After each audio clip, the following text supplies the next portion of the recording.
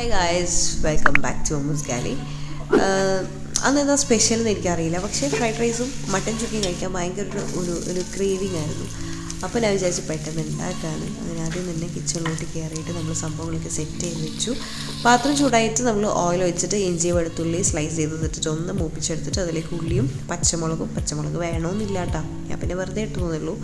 പിന്നെ അതൊന്ന് വാടിക്കുന്നത് അതിലേക്കുള്ള വെജിറ്റബിൾസ് എല്ലാം ക്യാബേജ്, ക്യാരറ്റ്, ബീൻസ് ഒക്കെ ചേർത്ത് കൊടുത്തു. പിന്നെ കുറച്ച് ക്യാപ്സിക്കം ഉണ്ടായിരുന്നു, അതും ചേർത്ത് കൊടുത്തു. അങ്ങനെ പച്ചക്കറി ഒക്കെ ഒന്ന് സോട്ടായതിന് ശേഷം, അതായത് ചെറുതായിട്ടൊന്ന് കുക്കായതിന് ശേഷം ഉപ്പും കുറച്ച് കുരുമുളകും പിന്നെ നമ്മൾ സോസൊക്കെ ചേർത്ത് കൊടുക്കുക. കെച്ചപ്പ്, മറ്റേ സോയ സോസ്, ചില്ലി സോസൊക്കെ ഉണ്ടെങ്കിൽ ചേർത്ത് കൊടുക്കുക. പിന്നെ നമ്മൾ മുട്ട ഇതുപോലെ സ്ക്രാമ്പിൾ ചെയ്തെടുക്കുക. മസാലയിൽ ചെയ്യുക, അല്ലെങ്കിൽ വേറെ ചെയ്തിട്ട് മിക്സ് ചെയ്താലും മതി കേട്ടോ.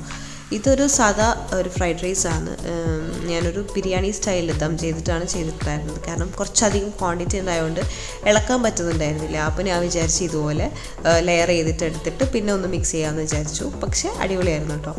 ഇങ്ങനെ ചെയ്തിട്ടും വലിയ കുഴപ്പമൊന്നും ഉണ്ടായിരുന്നില്ല. അങ്ങനെ നമ്മൾ ഫ്രൈഡ് റൈസ് റെഡി ആയിട്ടുണ്ട്. കൂടെ നല്ല അടിപൊളി മട്ടൻ ചുക്ക. ഇതിൻ്റെ മസാല മാത്രം മതി കേട്ടോ ഒരു ലോഡ് ഫ്രൈഡ് റൈസ് കഴിക്കാൻ വേണ്ടിയിട്ട്.